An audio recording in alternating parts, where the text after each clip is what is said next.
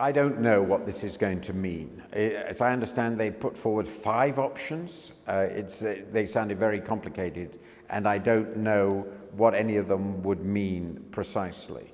To some extent, you have to recognize that the EU, as it is now, is a multi-speed project. That's happened. There are some countries that are abandoning core EU values, like Hungary and Poland. They're becoming sort of conservative populist regimes. The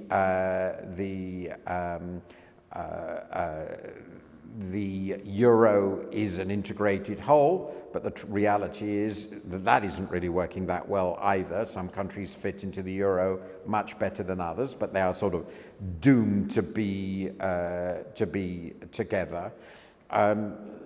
So, of course, Britain's departure will reduce the amount of multi-speedness because Britain was always separate, but there are clearly countries that are never going to join the euro. I don't think Sweden will ever join the euro now. It's pretty clear that Central and Eastern Europe, Poland, I don't think is going to join the euro, at least it doesn't seem likely. So it is a multi-speed structure. I don't know how far they can proceed with this, because while it's possible to imagine, and indeed you have a multi-speed structure to some degree for the totality, you have 2 big problems. You have to be effective, because there are lots of things you decide together. So a basic shared values, since it's not a federal union, it's not going to be a federal union soon, shared values, shared approaches are necessary, and it's not clear those exist anymore, even for the EU as a whole. So to make a variable geometry EU work, you need quite a lot of commonality. And the second point is the Eurozone is a community of destiny now. You can't really become very multi-speed in a currency union. There are so many things you're doomed to do together. So I would say that in the Eurozone, more integration is sort of inescapable if it's going to survive. So I would say that the option, the variable geometry EU, it exists already, but to a certain degree, it's sort of very threatening. It can't be. There are degrees beyond which a variable geometry EU and certainly a variable geometry Eurozone just can't work.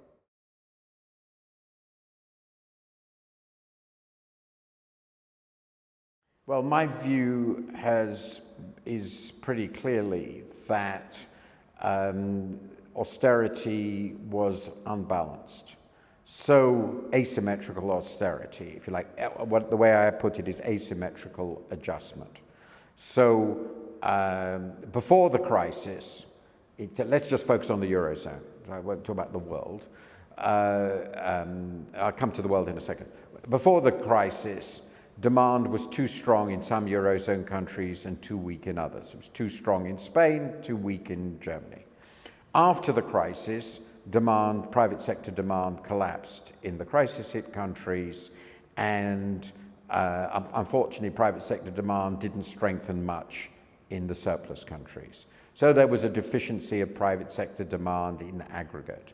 That was supported to some extent by the governments, but then that austerity bit. And the result is the Eurozone didn't have just one recession, it had 2 recessions. Unlike every other developed country, it had 2 recessions, the one in 2008-9 and then another one in 11-12 and beginning to come out 30. So the result is the Eurozone aggregate demand has been much too weak, the recovery took much too long, unemployment was much too high. This undermined the legitimacy of the Eurozone in important countries. So it seems to me perfectly clear that the asymmetrical adjustment, if you like, the one-sided austerity with tightening of fiscal policy in the crisis-hit countries, but no real expansion elsewhere, imposed very large costs. The central bank has to some extent offset this with its enormous QE program. It's helped offset it, but this basic problem remains. And it's not clear to me that there is a sustainable way of making the Eurozone work without generating new bubbles, new credit bubbles in weaker countries. So it seems to me pretty clear the austerity program didn't really work. It created very, very substantial difficulties. But the private sector demand, particularly supported by the ECB, has been better than I'd hoped, so it's not been quite as big a disaster as I feared. If you look at the world as more broadly, I would say that in the US and UK, monetary policy offset fiscal austerity reasonably effectively, more effectively than one might have hoped, and the result has been some resurgence of demand. I still think that the austerity in 2010, 11, and 12 was excessive. The result was that the recovery has been too weak, but monetary policy has worked. So I would say now austerity clearly imposed very large costs, but they did turn out to be just about manageable, except possibly in the Eurozone.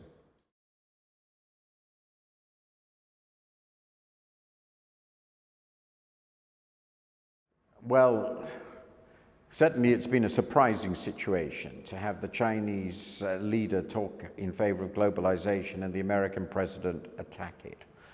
I think clearly the position of the new American president, from the point of view of anybody who's a liberal internationalist, is very, very disturbing. The US is the most important country in the world. It's certainly the most important Western country. It has underpinned the entire global liberal order, economically and politically. It's been a sort of pole star of democracy and free markets. So the election of President Trump, with his protectionist attitudes, his autocratic attitudes, his hostility to core institutions, the media, the security services in America, FBI, CIA, and to the courts, all these are very, very disturbing. And we don't know where this will end up, but this is a profoundly hostile to liberal democracy. So that's and of course to the preservation of an open international economy. So Mr. Trump's arrival is clearly incredibly disturbing and potentially catastrophic. We don't know how bad it will be. How can we? It's very early days, but the signs are not very good. I'm very pleased to hear Mr. Xi Jinping say globalization's a good thing. Somebody should say it. But China is not going to be a lodestar of liberal economics. Its economy remains heavily managed, state managed. It's quite protectionist in important areas itself. It's not integrated into the world economy in capital markets, and it's not going to be. It's, of course, a very nationalist and mercantilist power, and Mr. Xi Jinping is, of course, an autocratic ruler.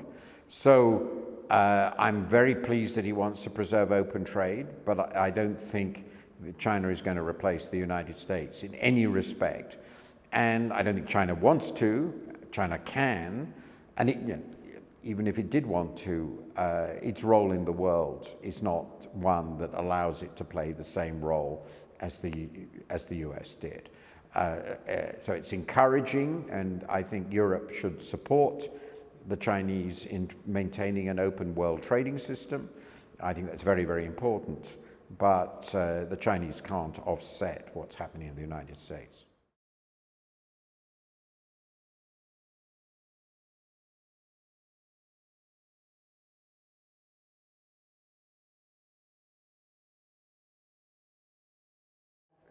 Okay, so this is the way I see it. The banking sector that we have today is in its essence the same as the one we had before the crisis. It's basically the same model, more or less the same model. There are fewer big banks, some have disappeared, there have been a lot of mergers, so there are about 25 big banks that dominate the world economy.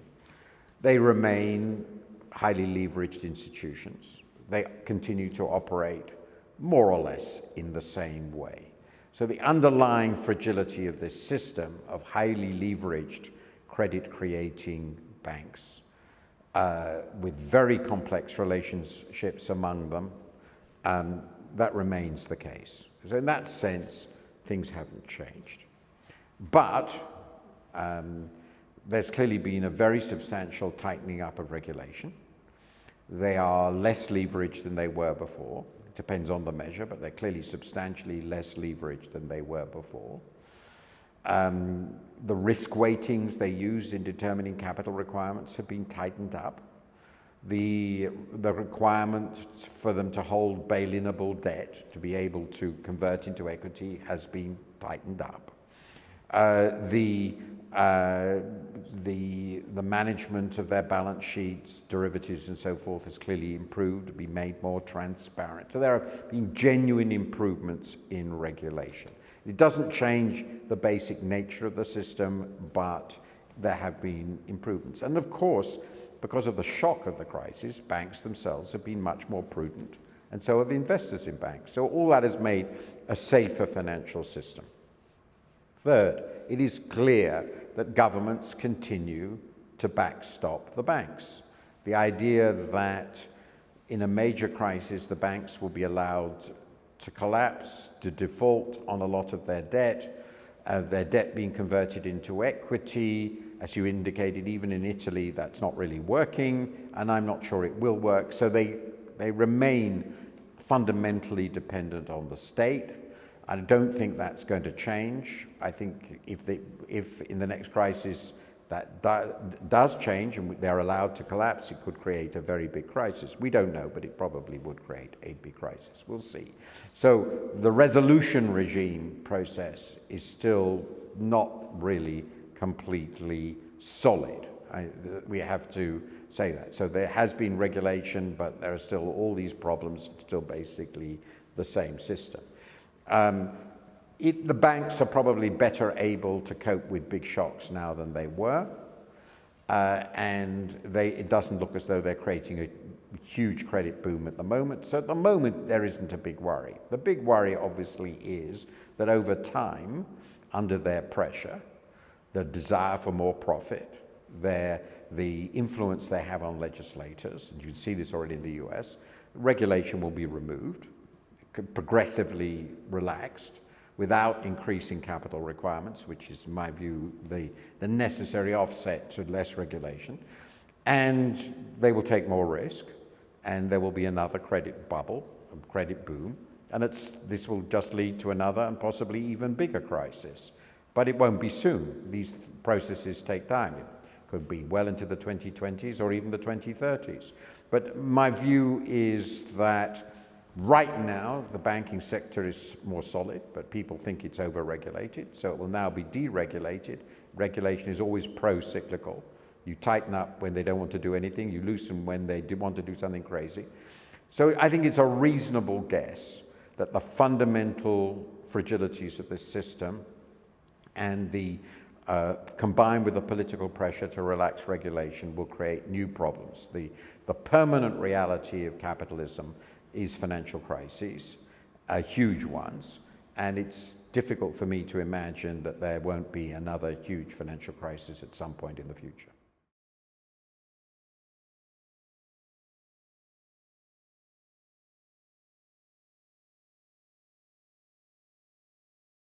Well, this is a huge problem, and there are many puzzles there. I think the theory of secular stagnation is essentially a demand-side theory, that there's chronically weak demand. And I think that is clearly true because we've been living in an era of very low real interest rates for a very long time. It was already emerging before the crisis. The crisis made it worse. So I think the underlying hypothesis that we are in an extended period of weak aggregate demand in the world is correct. And I see nothing that's going to change that overnight. A big boost to fiscal spending in the US, big tax cuts will help, but I suspect they won't be big enough to remove the problem. Indeed, in China, it's probably getting worse because investment is weakening and savings are still very, very high. Europe, again, demand is still pretty weak, and it doesn't look to me as though there's going to be a huge investment boom. Now, if you link this to productivity, Well, one reason demand is weak, a pretty important one, is investment is weak. Investment is weak because businesses don't see huge opportunities for profitable investment. That's one of the reasons for low productivity growth. Furthermore, if households, people generally, but households think our real incomes are not going to rise very fast, they won't want to spend and they won't want to borrow because they can't borrow against rising future incomes. Again, that weakens demand. So low productivity growth, poor investment opportunities associated with that itself is a very important reason for secular stagnation. And that's what we're seeing. So those reasons are there. Obviously, the question is, why is productivity growth so low? Why aren't there these new opportunities? I would stress, apart from low investment, that's a circle, a sort of vicious circle. There are probably two factors. First, the new technologies are not radically transforming investment opportunities across the whole economy. Their effects are relatively narrow. Furthermore, they're not the sorts of technologies that require huge new investments. They don't generate much demand. And actually, one of the interesting features is that the new technologies in information technology are collapsing costs. So you can get more and more real investment with less and less spending. Again, that weakens demand. But I think the core reason why it's not affecting productivity is that essentially the impact of new technology is quite narrow in our economy.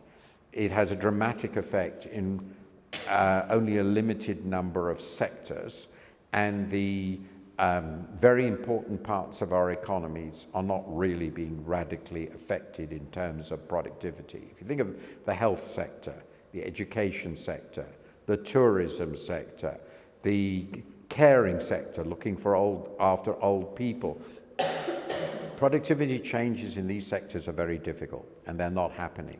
And they are huge sectors. Meanwhile, manufacturing, where productivity growth is very, very rapid, is now a very small part of our economy, so it doesn't affect the overall picture.